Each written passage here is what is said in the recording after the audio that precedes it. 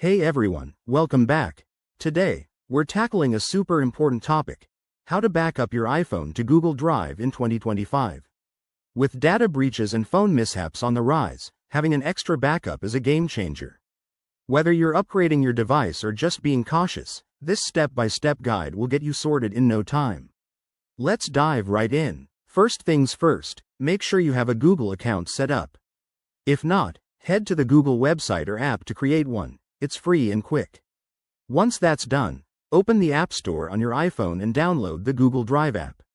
It's essential for this process, so install it and sign in with your Google credentials.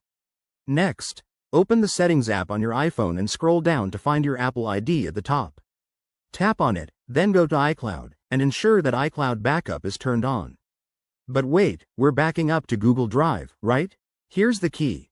While iPhone primarily uses iCloud, you can manually upload your data to Google Drive for added security.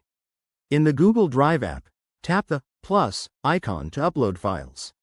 Select photos, videos, or documents from your iPhone's library. Think of it as creating a custom backup.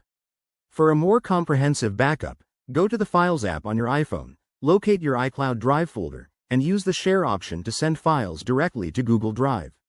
In 2025, Google has made this even smoother with direct integration options, so look for any Backup Now features in the app settings. Don't forget to enable auto-upload in Google Drive settings to keep your files syncing regularly. Pro tip: always check your storage limits on Google Drive. It's 15 GB free, but you might need to upgrade for larger backups.